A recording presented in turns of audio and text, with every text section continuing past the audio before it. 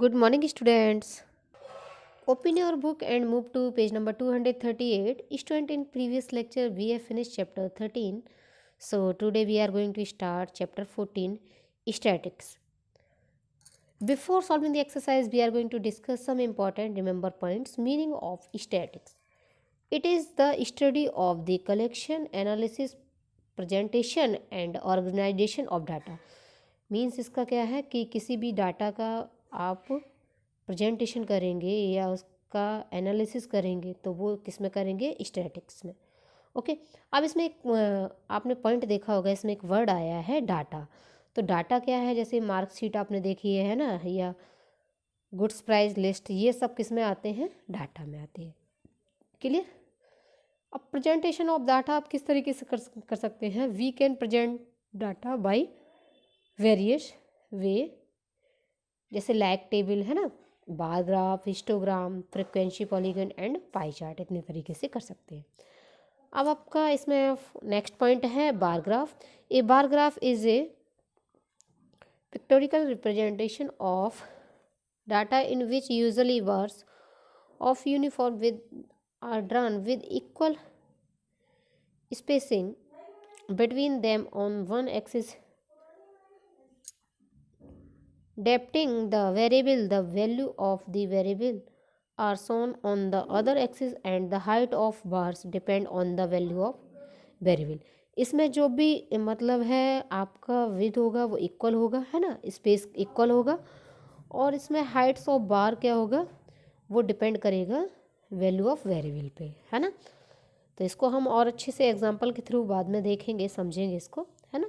अभी आपको केवल डेफिनेशन लर्न करनी है इसकी। Histogram, this is a form of representation like the bar graph. ये भी एक का आपका बार ग्राफ की तरह से ही रिप्रेजेंटेशन है ना। But it is used for continuous class interval.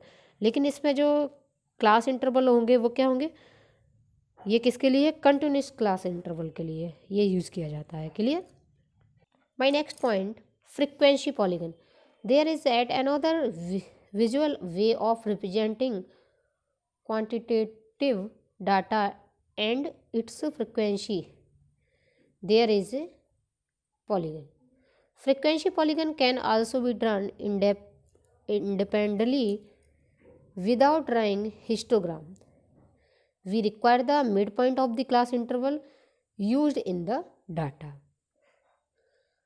Next point, class marks. Class mark is midpoint of the class interval are called class mark. midpoint किस तरह से फाइंड करेंगे, उसका upper limit plus lower limit divide by 2 is called class mark. Pie chart, a diagram consisting of a circle divided into parts to show the size of particular parts in relation to the whole is called pie chart. Clear. Central tendency, student central tendency क्या है ना, कौन है इसमें, mean, median, इसमें median होगा यहाँ पे, मीडियन एंड मॉड। तो स्टूडेंट आप मीन किस तरह से फाइंड करेंगे, for a data set the arithmetic mean also called the expected value of और एवरेज।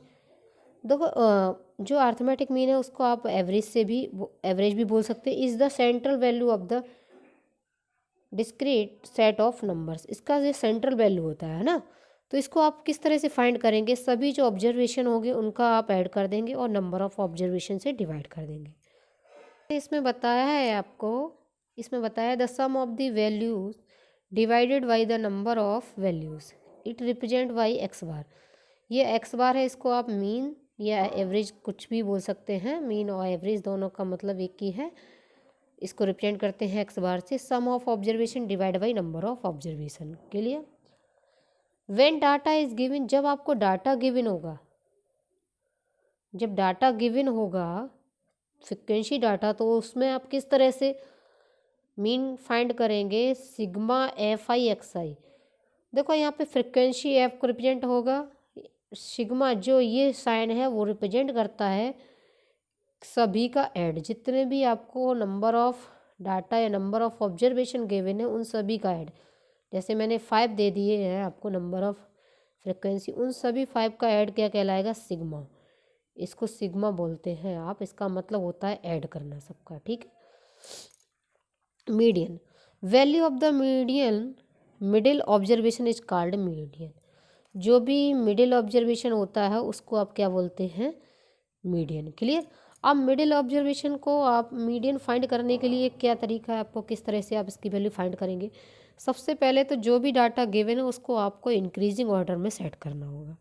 उसके बाद एक आप काउंट करेंगे कि जो भी डाटा है उनको आपको ऑड वैल्यू गिवन है, इवन मीन्स डाटा 1 2 3 4 5 6, जैसे 6 नंबर गिवन है तो वो किस में हो जाएगा, इवन में। ऑड गिवन है 7 में हो जाएगा, है ना।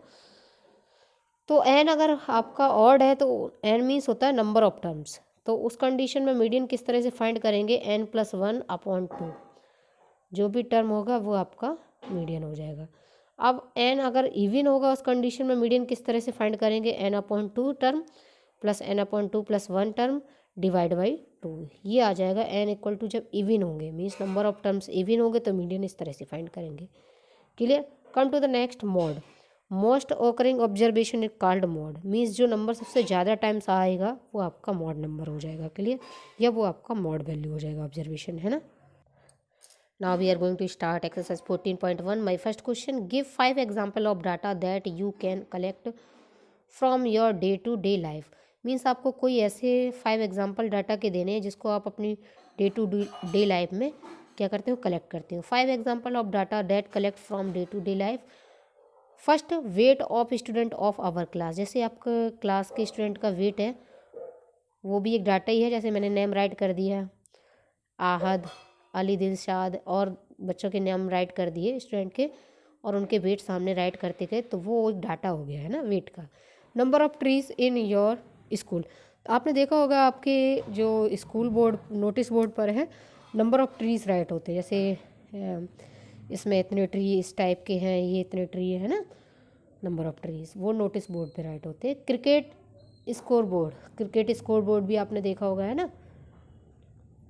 ग्रॉसरी बिल, ये भी आपका डाटा में काउंट किया जाता है। Rainfall in our city in the last 10 year, last 10 year का आवर सिटी का आपका रेनफॉल इन आवर सिटी दिया होगा तो डाटा वो भी डाटा में काउंट किया जाएगा। 2002 में कितना था, 2003 में कितना था, रेनफॉल कितनी बारिश हुई थी, ये सब डाटा में काउंट किया जाता है। Clear. Come to the question number 2, classify the data in question 1 about the primary और सेकेंडरी डाटा।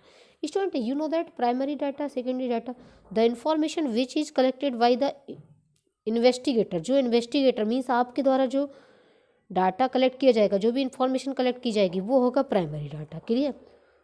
और the information collected by the source called the secondary data, जो सोर्स के जरिए आपको डाटा मिलेगा, किसी और के द्वारा मिलेगा वो डाटा, वो क्या होगा, सेकेंडरी डाटा में।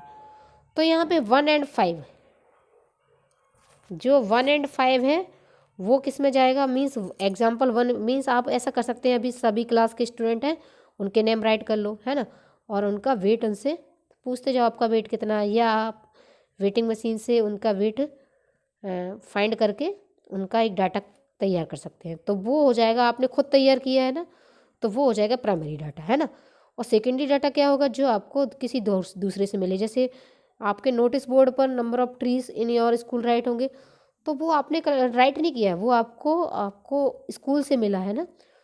या आपका ग्रोसरी बिल आप लेने जाते हैं तो आपने देखा होगा पूरा प्रिंट किया हुआ मिलता है, जो आपको शॉपकीपर होता है वो देता है ना, तो वो किस में आ जाएगा, सेकेंडरी डाटा में। And example 2nd, 3rd, 4th are secondary data. Clear student. So student, आज की क्लास में मैंने आपको जो भी क्वेश्चन एक्सप्लेन करके बताए हैं, सॉल्व करके बताए हैं, उनको आप अपनी फेयर नोटबुक पे कंप्लीट करेंगे। और किसी भी क्वेश्चन में आपको डाउट है तो उसके लिए आप मुझसे डिस्कस करेंगे। Okay, thank you.